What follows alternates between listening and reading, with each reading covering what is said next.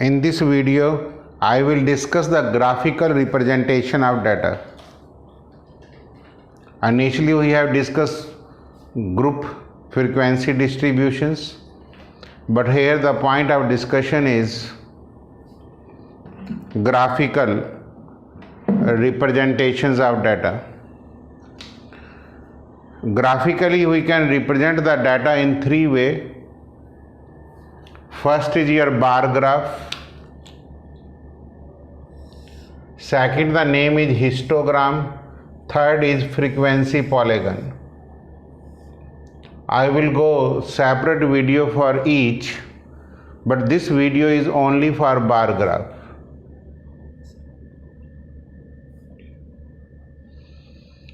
What are the steps to kept in mind for bar graph? Drawing the bar graph, the following point should be kept in mind. Number one, width of R bar should be equal. तो माई suggestions तो यही है कि इसको आप graph paper के ऊपर draw करेंगे.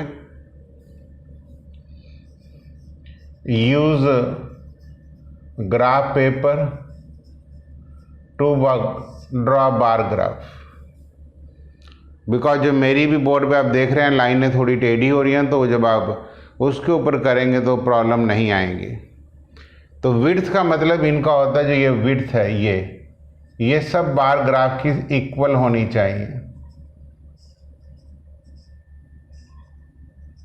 और ये आप लगभग स्मॉल 10 डिवीजन वाला बॉक्स ले सकते हैं. जो 10 डिवीजन्स हैं उनका आप यहाँ पे लेके कर सकते हैं. एक बॉक्स जो 10 डिवीजन्स वाला है. The gap between the two consecutive bar should be uniform. इसको मैं गैप कह रहा हूं, ये भी यूनिफॉर्म होना चाहिए. जो मैंने रेड पेन से मेंशन किया, ये 2 बार का ग्राफ है. It should be uniform. Although हमारा यूनिफॉर्म नहीं है, बिकॉज ये वाइट पेपर्स के ऊपर लगभग है, तो आप उसके ऊपर यूनिफॉर्म होना चाहिए. कॉन्जिक्यूटिव मीन लगातार, यूनिफॉर्म मीन एक जैसा. बार may be drawn either horizontal और vertical. Vertical bar should be preferred. मैंने सारी वर्टिकल ही बनाई हैं. अब आपकी बुक में एग्जाम्पल नंबर 5 और 6 आप अपने आप करेंगे. एक पेज नंबर 247 पे और एक 248 पे है. तो टोटल 5 क्वेश्चंस हो जाएंगे. I have not taken examples, but I have taken exercise 14.3 question number 1, 2 and 3. 3 questions मैंने यहाँ पे डिस्कस किए हैं. फर्स्ट क्वेश्चन है, a survey conducted by an organisations for the causes of illness and death among the women between the age 15 to 45 years. आप statement भी अपनी book से ही देखेंगे. World wide find the following figures in percentage. तो ये reproductive health causes हैं. इसका नाम है रिप्रोडक्टिव हेल्थ कॉज. इसमें जो फर्टिलिटी रेट है वो 13.1.8 है. एनसी का मतलब है न्यूरोसाइक्रेटिस्टिक कंडीशंस. इसमें फर्टिलिटी रेट 25.4 है. इंजरीज में 12.4% है. सीसी का मतलब है कार्डियोवास्कुलर कंडीशंस. इसमें 4.3 है. आरसी का मतलब है रेस्पिरेटरी कंडीशंस. ये 4.1 है. एंड अदर कॉजेज 22% है फर्टिलिटी रेट के. तो जो हम यहाँ पे सपोज करो मैंने लिखा है 10 डिवीजन इज 2 यूनिट. तो जो 10 डिवीजन का एक बॉक्स होगा उसको आप ऐसे 2, 4, 6 करके लिख लेना एंड सो ऑन. आप स्केल चेंज भी कर सकते हैं. तो 31.8 पे आगे आपका एक बार ग्राफ बन जाएगा, जिसका मतलब है रिप्रोडक्टिव हेल्थ कंडीशंस.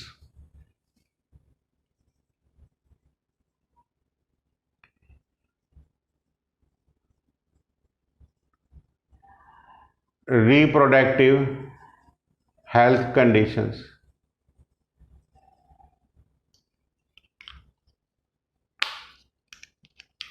नंबर 2 का मतलब न्यूरो कंडीशंस।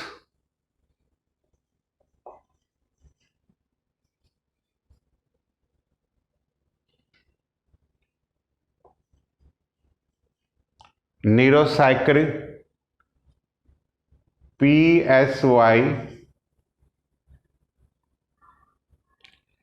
CHIA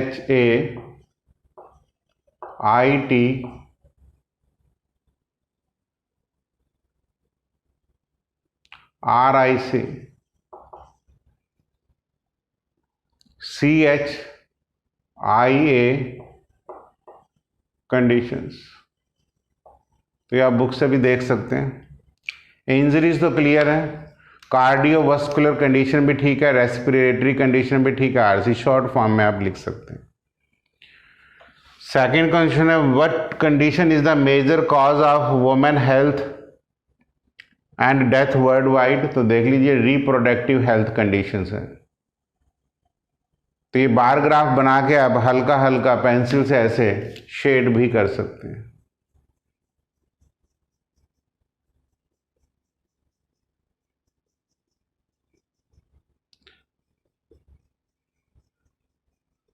ये जो परसेंटेज है आपको यहाँ एक्सिस पे ही लिखनी चाहिए, यहाँ पे नहीं लिखनी चाहिए, यहाँ से रब कर देनी चाहिए।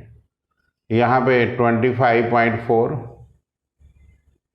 यहाँ पे 12.4, यहाँ पे 4.3, ऐसी 4.1, ऐसी 22। तो ये एक्सिस के ऊपर लिखनी चाहिए, यहाँ से आपको हटा देनी चाहिए। पेंसिल से एक बार लिख लो, उसके बाद रिमूव कर देना। सिमिलरली सेकंड क्वेश्चन है,